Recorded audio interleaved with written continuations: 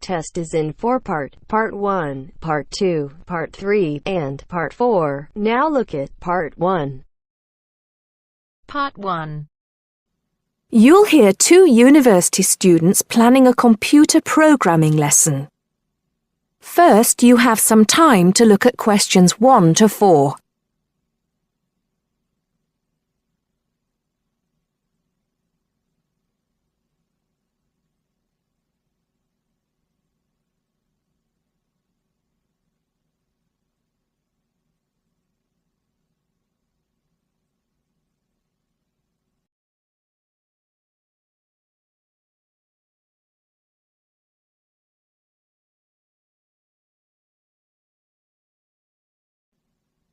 Now listen carefully and answer questions 1 to 4. Hi, Hardeep. Is now a good time for us to plan that computer programming lesson we've been assigned? Hey, Dawn. I was just thinking about that, actually. Yes, let's get it out of the way now, shall we? I've got the instructions here. So, it says, design a 45-minute lesson for a class of 16 teenagers where they learn how to write a simple computer program in BASIC.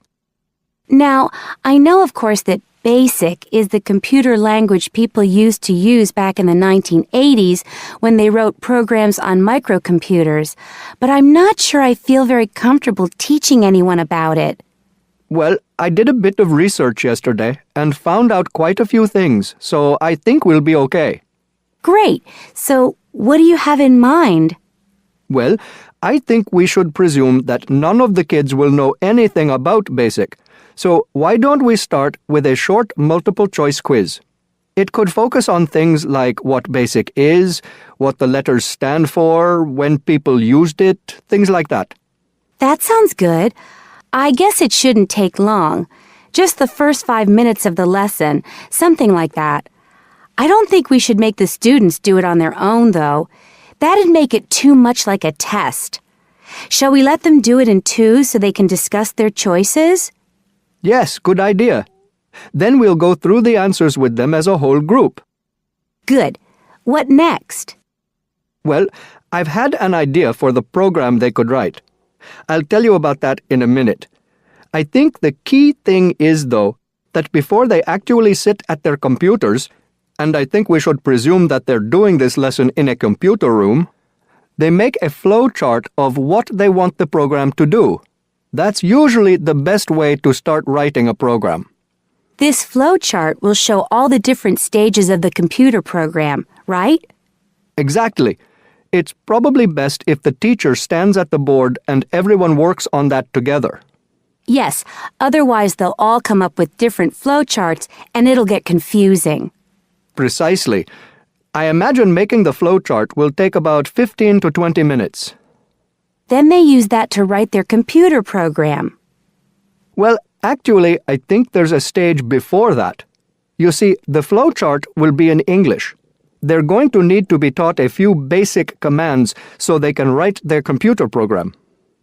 Now I'm getting out of my depth. What kind of thing would that be? Well, for example, when you want text to appear on the screen, the command is print in capital letters, followed by the text you want to appear in double inverted commas. Oh, yes. I think I've seen that before. Right.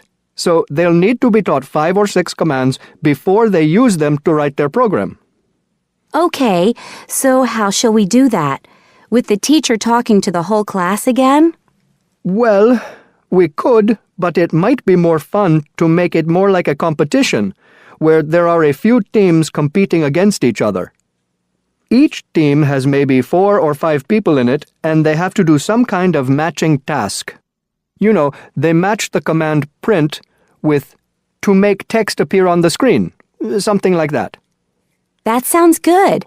Teenagers love competing with each other. Exactly.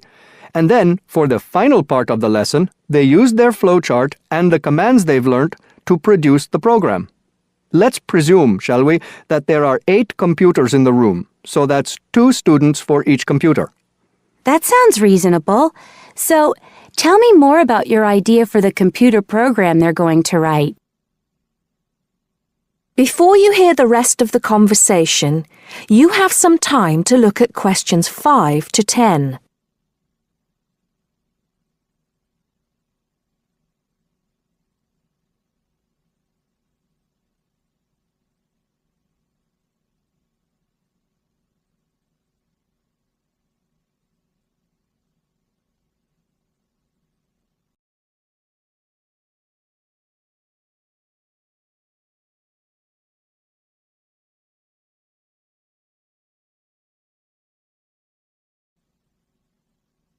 Now listen and answer questions 5 to 10. Okay, so it's a very simple program. I've actually written it down here so we can go through it together. Okay, so the first line says 10 CLS. What on earth does that mean? Well, every line of a basic computer program starts with a number. They usually go up in tens, so the first line is 10, the second 20, and so on. And CLS is the command we use in BASIC to clear the screen. Oh, I see. So that's just telling the computer to start with a blank screen. Exactly. Then we move on to the next line. So this one says 20, print, guess a number between 1 and 10. Right, I see. That appears on the screen. It's not that difficult, is it, when you get the hang of it? Let's see if I can work out the next one. 30, input I. Oh, not sure about that. Well, all that's saying is that the person playing types in a number. Input is the basic command for type in, and I just means any number you like. Oh, okay. Then what happens next depends on what the number is. So we've got 40 if I is less than 1, or if I is greater than 10. Then print. Bad choice. Right, so if they type, say, 0 or 11, that appears on the screen. Exactly. And then this next line takes them back to where it asks them to type in a number between 1 and 10. That's line 50. I see. And line 60 says, if I equals 6, then print. Correct. Ah, okay. So if they've typed 6, they've got it right. And if they haven't typed 6, which is the next line, then try again comes up on the screen, and that takes them back to where they choose another number. It's clever. Well done.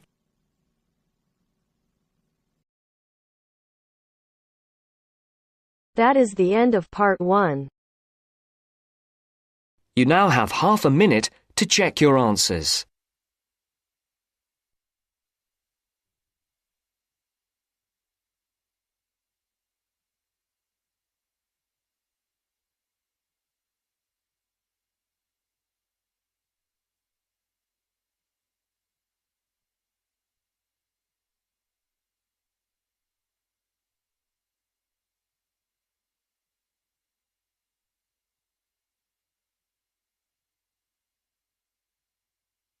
Part 2.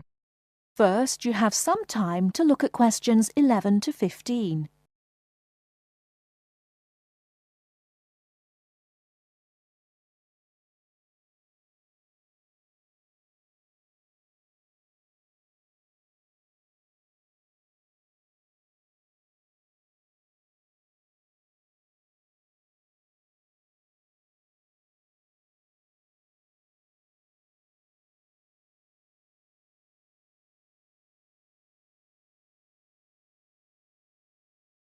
Now, listen carefully and answer questions 11 to 15.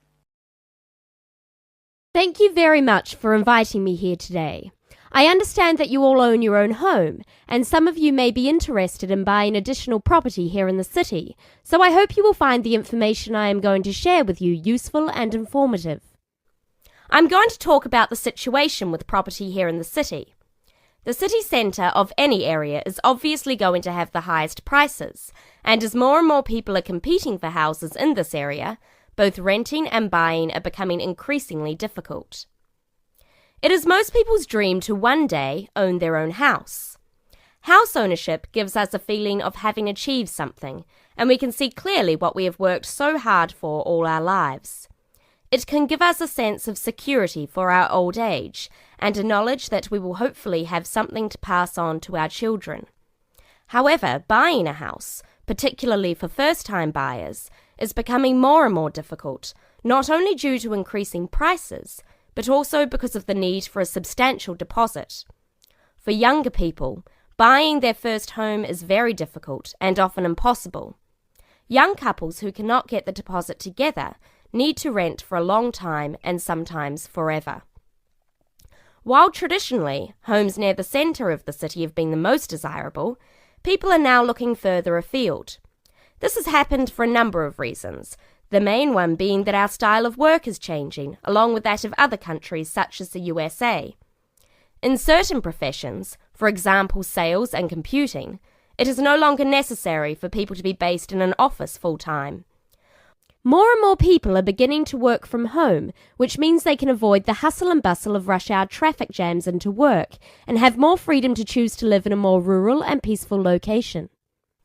My company deals with finding property for both purchasers and renters in the city area. One of my main roles within the company is to find investment properties for people who wish to plan ahead for their future.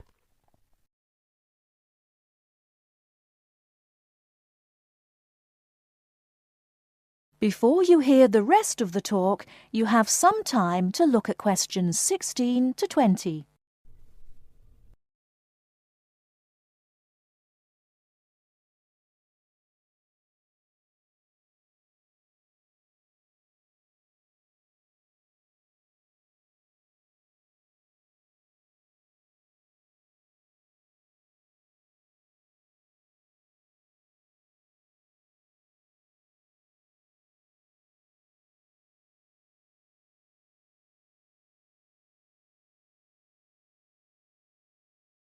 Now listen and answer questions 16 to 20. An investment property is usually at the cheaper end of the market. People buy investment properties not to live in, but in addition to their own home in order to rent it out to other people. The advantage of putting your savings into property for the future is that you can be pretty certain that, as a long-term investment, your money will safely increase in value in line with inflation. Many people are turning to property investment instead of pension schemes, as we hear the horror stories of countries such as the UK, where people have invested all their lives into their pension schemes to find that now their money is relatively worthless. Houses automatically earn what is known as capital gains. That is, for every year you own the property, it becomes more valuable and often gives a better rate of interest on your money than most banks do. However, that is not to say there are no risks. There are people who buy property when the market is high and prices are inflated beyond their true value, only to find that when the housing market slows down, they are in a state of negative equity. Negative equity is a situation that arises when you owe more for the house than the house itself is worth. In short, the best advice is to be aware of the ups and downs of the housing market. Property investment, if handled correctly, can be enormously satisfying. I hope that this has given you an insight into the basics of the property market. Thank you for listening. Please raise your hand if you have any questions and I will try to be of assistance.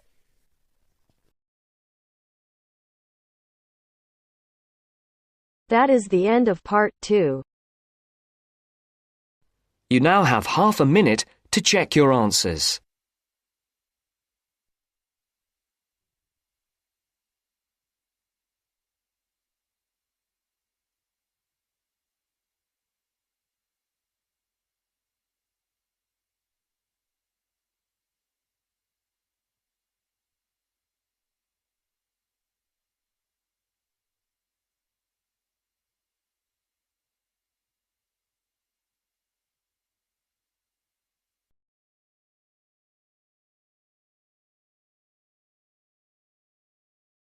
Now turn to Section 3.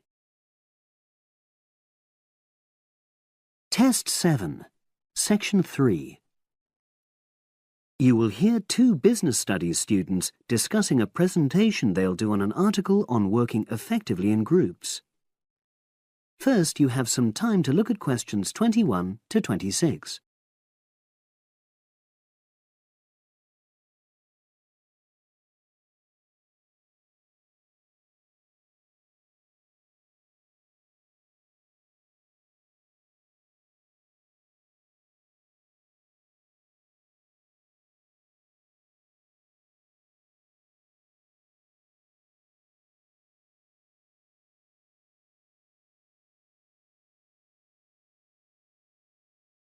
Now listen and answer questions 21 to 26. So, Brad, what did you think of the article on group work? Oh, hi, Helen. Yeah, it was pretty good, with helpful pieces of advice on how to make group work effective. I think we were lucky to be given such a straightforward text to present at the management skills seminar. Yeah. Actually, shall we discuss it now? Have you got time? Sure, it's only a 10-minute presentation, so we just need to explain and then give our views on the main points raised in the article. I'll jot down some notes. Right. So, there are 3 main sections. I suggest we start with listening. Yeah, effective listening in groups, because it's not something that's frequently covered on courses in our field. No, and we should say that in the presentation. Yeah, and also effective listening's pretty simple, you know. I don't think it's hard to learn. Well, people think it's easy, but in my experience, most of us tend to be very lazy listeners. Okay, I wouldn't argue with that. Something I do think we should emphasize is the power of the listener's posture, gestures, etc., in making speakers feel respected. Not that you're just waiting for them to finish before jumping in with your own ideas. Uh-huh. Okay, right. The next section is on goal setting. Let's make sure we're clear what the article says on this. Yeah. Well, firstly, it says that all group members must be given time to explain their own goals. That's it, yeah. And then, did it say that the whole group should agree on common goals? That's a bit too strong. It's more that everyone's agendas should be equally acceptable. But it does say that goals have to be realistic, you know. Achievable within a particular time? You've got it. That's really what the article's saying. There isn't really any point in having ideals if group members know they won't come to anything within a reasonable period. So, I think a summary covering those points will be enough for that part of the presentation, don't you? Yeah. Now, the last section is about conflict resolution. Actually, I thought it was the worst part of the article. Me too. I don't think it went into sufficient detail on the issue. Actually, I thought it devoted too much space to it, but that it was all rather boring, you know? It didn't mention some of the more radical theories. Absolutely. I found that really irritating. Right, and also I think it could have said more about conflict sometimes being healthy in groups. Absolutely. It just mentioned rather glibly about how we should avoid thinking of winners and losers, and that quick resolution of conflict is always desirable. Without explaining what these terms mean? Well, it gives quite detailed definitions, but doesn't develop a proper argument. Right. So, for the presentation, I think we just give some definitions and then explain what we felt were the weaknesses in the article's treatment of conflict resolution. Yeah, good. Now you have some time to look at questions 27 to 30.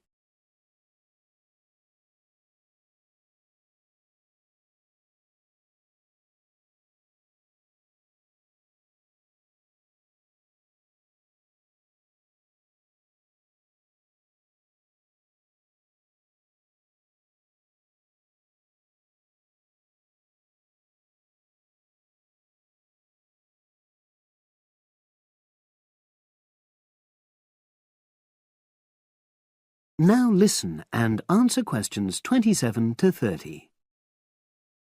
So, let's think about what we have to prepare for the actual presentation. Well, I suppose we'll use PowerPoint, but I'm hopeless at using it, especially if it has any visuals. I really have to look into doing a course on it because I know I'll need it in the future. Don't worry, I'm quite happy using PowerPoint and I'll put it together when everything else is ready. That's a relief. But yes, do that later. Okay. Now, I heard the tutor saying we have to include some well-chosen quotations from the article. I'm not sure if we do. I'll email him to find out. No need. I can just have a look at the specs he gave us when he set the task. That'll be quicker. But the tutor definitely said we have to prepare a handout to go with the talk. I'm not really sure how we do that. Sarah did one last year. Who's she? She's doing the same option as me on marketing. I'll ask her advice on what to include. Great. So that just leaves the bibliography at the end. I suppose it'll mainly be articles. Yeah, so we'll just look on the web, and we can leave that till later. But we've been advised against that. Well, we could have a look through some journals in the library. I think we should start by looking through module handbooks. I think that'll give us some good leads. Yeah, you're probably right. So, that's all the topics. That is the end of section 3. You now have half a minute to check your answers.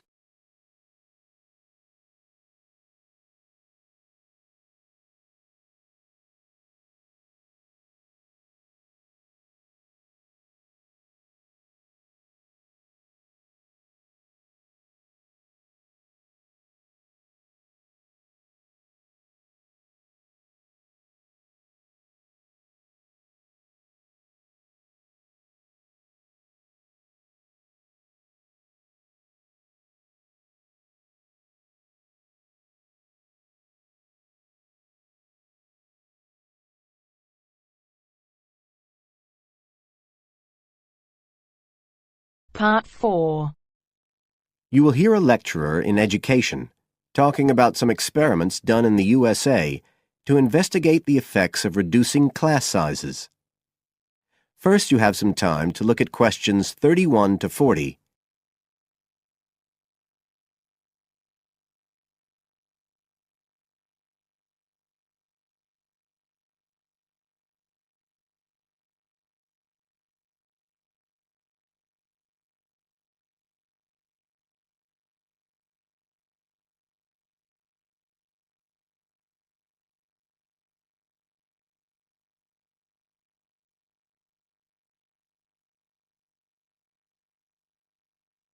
Now listen carefully and answer questions 31 to 40.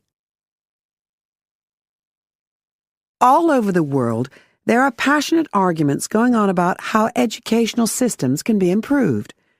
And of all the ideas for improving education, few are as simple or attractive as reducing the number of pupils per teacher. It seems like common sense. But do these ideas have any theoretical basis? Today, I want to look at the situation in the USA and at some of the research that has been done here in America on the effects of reducing class sizes. In the last couple of decades or so, there has been considerable concern in the United States over educational standards here, following revelations that the country's secondary school students perform poorly relative to many Asian and European students. In addition, statistics have shown that students in the nation's lower-income schools in the urban areas have achievement levels far below those of middle-class and upper-middle-class schools. So would reducing class sizes solve these problems? Well, we have to remember that it does have one obvious drawback. It's expensive. It requires more teachers and possibly more classrooms, equipment, and so on. On the other hand, if smaller classes really do work, the eventual economic benefits could be huge. Better education would mean that workers did their jobs more efficiently, saving the country millions of dollars. It would also mean that people were better informed about their health, bringing savings in things like medical costs and days off sick. So what reliable information do we have about the effects of reducing class sizes? There's plenty of anecdotal evidence about the effect on students' behavior, but what reliable evidence do we have for this?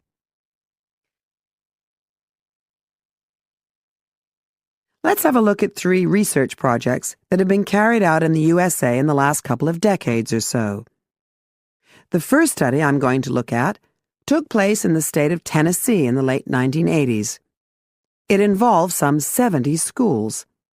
In its first year, about 6,400 students were involved, and by the end of the study, 4 years later, the total number involved had grown to 12,000.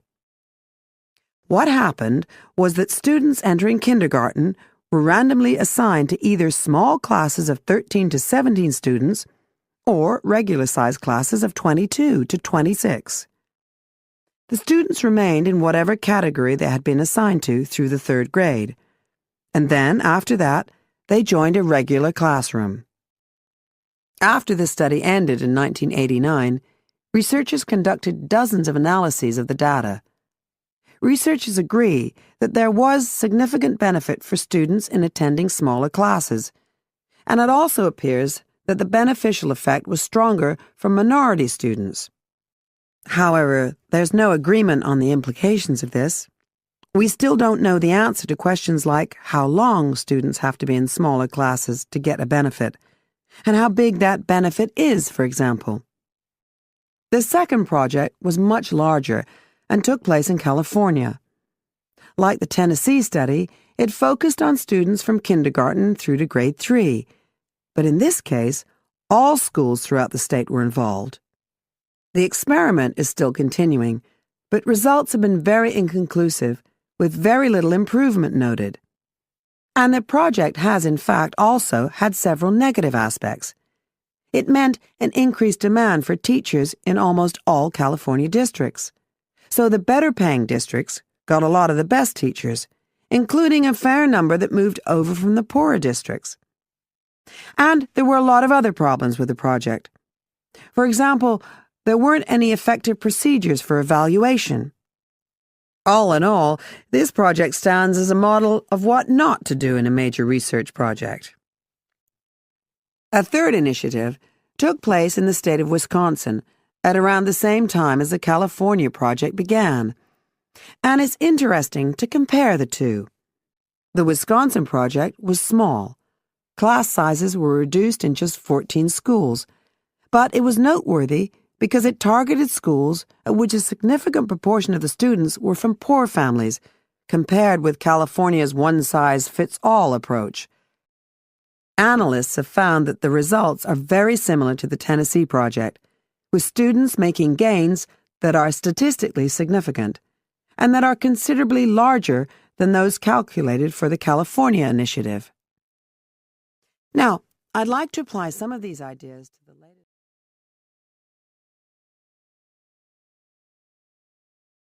That is the end of part 4. You now have half a minute to check your answers.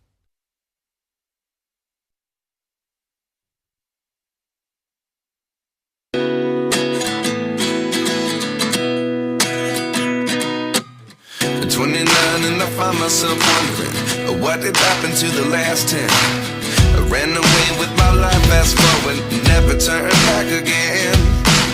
It's kind of funny that the more we pass time, the more we need to set the rewind. And 19 was the year I had to leave you, but now I'm seeing all the signs. Is this